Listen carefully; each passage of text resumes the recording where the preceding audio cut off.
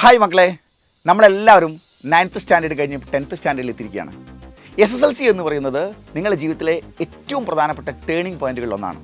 അതുകൊണ്ട് തന്നെ ഇതുവരെയുള്ള പഠന രീതികളിൽ നിന്നും മാറി വളരെ ഗൗരവത്തോടെ പഠന പ്രക്രിയയിൽ ഏർപ്പെടേണ്ടതാണ് നമ്മുടെ ഈ വർഷം. നമുക്ക് ഓരോ കാര്യങ്ങളും വ്യക്തതയും പ്ലാനിങ്ങോട് കൂടി പഠിച്ചെങ്കിൽ മാത്രമേ നല്ല റിസൾട്ട് ഉണ്ടാക്കിയെടുക്കാൻ കഴിയൂ. മക്കളെ, നമ്മളെ സംബന്ധിച്ചിടത്തോളം ഹിന്ദി ഏറ്റവും ലളിതമായ ഭാഷയാണ്. പക്ഷേ കുട്ടികളെ സംബന്ധിച്ചോളം ചില കുട്ടികൾക്ക് ഇതൊരു ബാലികേറാമലയാണ്. ഹിന്ദിയിൽ മാത്രം A+ അസാധ്യമാവുന്ന നിരവധി നല്ല പഠിക്കുന്ന കുട്ടികളുണ്ട്. എന്നാൽ നമ്മളെ സംബന്ധിച്ചിടത്തോളം കൃത്യമായ പ്ലാനിങ്ങോട് കൂടി പഠിച്ചു കഴിഞ്ഞാൽ നമുക്ക് ഫുൾ A+ സ്വന്തമാക്കാവുന്നേ ഉള്ളൂ. നമുക്ക് ഹിന്ദിയിൽ ആകെ പഠിക്കാനുള്ളത് 5 യൂണിറ്റാണ്.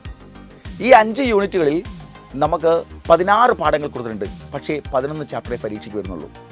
ഒന്നാമത്തെ യൂണിറ്റിൽ 4 പാഠങ്ങളുണ്ട്. 3 പാഠങ്ങൾ നമ്മൾ പഠിക്കണം. ഒന്ന് വീർബഹൂട്ടി എന്ന് പറയുന്ന ചാപ്റ്ററാണ്, അതൊരു കഹാനിയാണ്.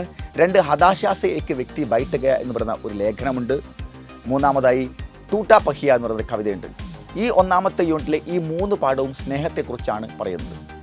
പിന്നീട് നമുക്ക് ക്വാർട്ടർ എക്സാമിനേഷൻ്റെ 2ാമത്തെ യൂണിറ്റ് കൂടി പഠിക്കേണ്ടതുണ്ട്. 2ാമത്തെ യൂണിറ്റിൽ കലയെക്കുറിച്ചാണ് പഠിക്കുന്നത്. അതിൽ അയാം കലാം കെ ബഹാനെ എന്ന് പറഞ്ഞ സിനിമാ ലേഖനം പഠിക്കാനുണ്ട്.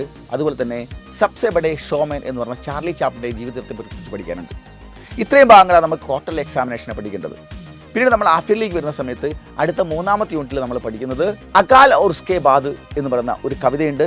ടാക്കൂർ കാ കുആം എന്ന് പറയുന്ന ജന്മിയുടെ കിണർ എന്ന് പറയുന്ന പാഠമുണ്ട്. ഇത് രണ്ടും ഭൂമിയിലെ സകല ജീവജാലങ്ങൾക്കും വെള്ളവും വായുവും എല്ലാം ഈക്വലായി വീതിക്കപ്പെട്ടിട്ടുണ്ടെന്നും എല്ലാവർക്കും അങ്ങനെ നൽകേണ്ടതാണെന്നുള്ള സന്ദേശം നൽകുന്നതാണ്. പിന്നീട് നമുക്ക് 4ാമത്തെ യൂണിറ്റിൽ വരുന്നത് യാത്രയെ സംബന്ധിച്ചാണ്. വസന്ത് മേരെ ഗാവുക്ക എന്നും ദിശാഹീൻ ദിശ എന്ന് പറയുന്ന 2 ചാപ്റ്ററുകളാണ് നമുക്ക് പഠിക്കാനുള്ളത്. പിന്നീട് നമുക്ക് അവസാനമായിട്ട് 5ാമത്തെ യൂണിറ്റിൽ നമുക്ക് പഠിക്കാനുള്ളത് ബച്ചേ കാ പർ ജാ രഹേ ഹേ എന്ന് പറയുന്ന ഒരു കവിതയാണ്. ഗുഡലി തോ പരായി ഹേ എന്ന് പറയുന്ന സ്ത്രീ അന്യയാണ് എന്ന് പറയുന്ന ഒരു പാഠവുമാണ്. ഇത്രയും പാഠഭാഗങ്ങളാണ് നമുക്ക് പഠിക്കാനുള്ളത്. ഇത് ഓരോന്നും വളരെ ലളിതവും സമഗ്രമായി കൃത്യമായിട്ട് നമ്മൾ വിശകലനം ചെയ്തുകൊണ്ട് നമ്മുടെ ക്ലാസ്സുകൾ നമ്മൾ അസ്ത്ര ബാച്ചിൽ ആരംഭിച്ച് കഴിഞ്ഞിരിക്കുന്നു. കേരളത്തിലെ ഏറ്റവും ബെസ്റ്റ് ഫാക്കൽറ്റീസാണ് ഓരോ വിഷയത്തിൻ്റെയും ക്ലാസ്സുകളുമായി നിങ്ങളുടെ മുൻപിലേക്ക് വരുന്നത്. അതുകൊണ്ട് തന്നെ വളരെ മനോഹരമായി, ലളിതമായി, സമഗ്രമായി, ആധികാരികമായി പഠിക്കാൻ, ഫുൾ മാർക്ക് സ്വന്തമാക്കാൻ നിങ്ങൾ എത്രയും പെട്ടെന്ന് അസ്ത്ര ബാച്ചിൽ ജോയിൻ ചെയ്യുക. സീറ്റുകൾ വളരെ പരിമിതമാണ്. അപ്പോൾ താഴെ കാണുന്ന നമ്പറുകൾ കോൺടാക്ട് ചെയ്യുക. സുന്ദരമായി പഠിക്കാം. ബൈ.